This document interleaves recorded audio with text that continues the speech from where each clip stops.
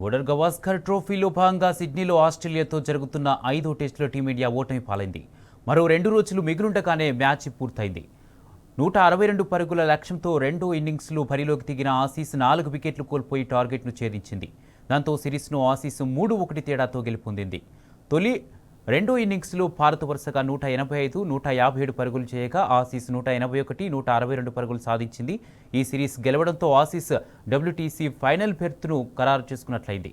అయితే team India WTC ఆశలు మాత్రం గల్లంతయ్యాయి. జూన్లో డబ్ల్యూటీసీ ఫైనల్లో సౌత్ ఆఫ్రికాతో ఆసీస్ తలపడనుంది.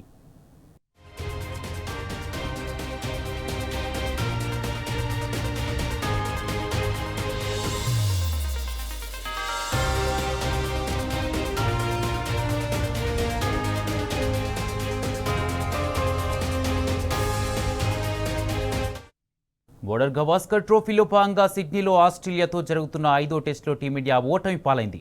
మరో 2 రోజులు మిగిలుండగానే మ్యాచ్ పూర్తయింది. 162 పరుగుల లక్ష్యంతో రెండో ఇన్నింగ్స్లో బరిలోకి దిగిన ఆసీస్ 4 వికెట్లు కోల్పోయి టార్గెట్ను ఛేదించింది.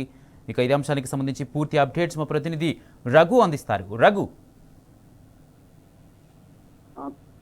కుమార్, గౌతమ్ గంభీర్ కోచింగ్ లో ఇది ఒక వెస్ట్రన్ సిరీస్ లో మొట్టమొదటిసారి మనం భారీ ఆశలతో ఆస్ట్రేలియా గడ్డపై అడుగు పెట్టారు. లాస్ట్ టైం మనం బోర్డర్ గవాస్కర్ ట్రోఫీ ఎప్పుడైతే ఆస్ట్రేలియాలో పర్యటించిన టీము, నిజం చెప్పాలంటే అప్పుడు ఎక్కడ మనకు అవకాశాలు లేని చోట యంగ్ ప్లేయర్స్ అందరూ కూడా అద్భుతంగా ఆడి అప్పుడు ఆస్ట్రేలియా గడ్డ మీద ఓడించి సిరీస్ గెలిచారు. ఈసారి కూడా అటువంటి ఫలితం టీమిండియా పునరావృతం చేస్తుంది. ఖచ్చితంగా ఈ సిరీస్ లో కనీసం 2 మ్యాచ్లైనా గెలిస్తే మనకు త్వరలో జరగబోయే WTA వరల్డ్ టెస్ట్ సిరీస్ ఫైనల్లో మనకు అవకాశాలు ఉంటాయని చెప్పేసి కోట్లాది మంది భారతీయ క్రికెట్ అభిమానులు ఎన్నో ఆశలు పెట్టుకున్నారు. ఆ ఆశలకు తగ్గట్టుగానే టీమిండియా మొట్టమొదటి మ్యాచ్ లో దాదాపు 2.5 దశాబ్దాల తర్వాత గెలిచి ఆశలను మరింత రెట్టింపు చేసింది. మొట్టమొదటి మ్యాచ్ లోనే ఆస్ట్రేలియాను ఓడించి, కానీ ఆ తర్వాత నుంచి మాత్రం మన వాళ్ళు అంచనాలను మొత్తము వమ్ము చేస్తూ కోట్లాది మంది అభిమానుల ఆశలను ఆవిరి చేస్తూ వరుసగా అసలు ఎంత నాసిరకమైన ఆట తీరు అంటే ఇటువంటి టెస్ట్ ఫార్మాట్ లో, దట్టు ఒక టెస్ట్ క్రికెట్ ఫార్మాట్ లో టీమిండియా నుంచి ఇంత పేలవమైన ఆట తీరు ఎప్పుడు చూడలేదు. నిజం చెప్పాలంటే మన టెస్ట్ క్రికెట్ హిస్టరీలో ఎప్పుడైనా సరే, అది విదేశం కావచ్చు, స్వదేశం కావచ్చు, ఎక్కడైనా సరే బ్యాటింగ్ లో అద్భుతంగా రాణించే వాళ్ళు బౌలర్లు సరిగ్గా పర్ఫామ్ చేయలేక ఓడిపోయిన సందర్భాలు ఉండేవి. కానీ ఈసారి అందుకు పూర్తి రివర్స్ లో జరిగింది. ఎందుకంటే ఈ సిరీస్ లో మన బౌలింగ్ యావరేజ్ తీసుకుంటే అద్భుతంగా ఉన్నాయి. ఎస్పెషల్లీ జస్ప్రీత్ బుమ్రా అసలు 30 వికెట్లతో నిజంగా ఫెనామినల్ పర్ఫార్మెన్స్ అని చెప్పాలి. ఆస్ట్రేలియా గడ్డ మీద ఇంతవరకు ఏ విదేశీ ఆటగాడు కూడా ఇంత గొప్ప పర్ఫార్మెన్స్ చూపించలేదు.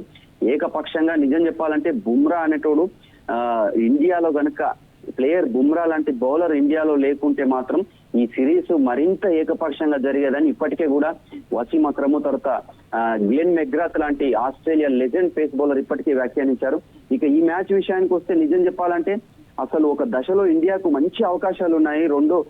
మొదటి ఇన్నింగ్స్ లో ఆస్ట్రేలియాను 181 పరుగులకి ఆల్అౌట్ చేయడం తోటి మనకు 4 పరుగుల స్వల్ప ఆధిక్యం వచ్చింది. ఎందుకంటే పిచ్ పూర్తిగా బౌలింగ్ ఫేవర్డ్ కండిషన్ గా ఉన్నది, బ్యాటింగ్ అంత అనుకూలంగా లేదు. ఇటువంటి పిచ్ మీద కనుక రెండో ఇన్నింగ్స్ లో మనం ఒక 200-250 పరుగుల లక్ష్యాన్ని కనుక ఆస్ట్రేలియాకు ఉంచుంటే ఖచ్చితంగా ఫలితం డిఫరెంట్ గా ఉంటుండే. కానీ రెండో ఇన్నింగ్స్ లో మన వాళ్ళు అసలు ఏమాత్రం పోటీ ఇవ్వకుండా ఒక యశస్వి జైస్వాల్ 22 పరుగులు, ఆ తర్వాత రిషబ్ పంత్ హాఫ్ సెంచరీతో రాణించిన 61 పరుగులు మినగా ఏ ఒక్క ఆటగాడు కూడా కనీసం పోటీ ఇవ్వాలి, టెస్ట్ క్రికెట్ లో నిలబడాలి అన్న ఒక మోటివేషన్ తోటి ఆడలేదు. 180 జస్ట్ 162 రన్స్ టార్గెట్ పెట్టడం తోటి వాళ్ళు ఈజీగా టార్గెట్ చేసేశారు. మనకి ఇంకా పెద్ద మైనస్ పాయింట్ ఏంటంటే జస్ప్రీత్ బుమ్రా చేతి గాయం కారణంగా అసలు కనీసం బౌలింగ్ చేయడానికి ఫిట్ గా లేకపోవడం తోటి టీమిండియా నిజంగా చెప్పాలంటే మనకు బుమ్రా బౌలింగ్ చేయకపోవడం కూడా మనకు పెద్ద మైనస్ గా మారింది. Kumar, right, thank you Raghu.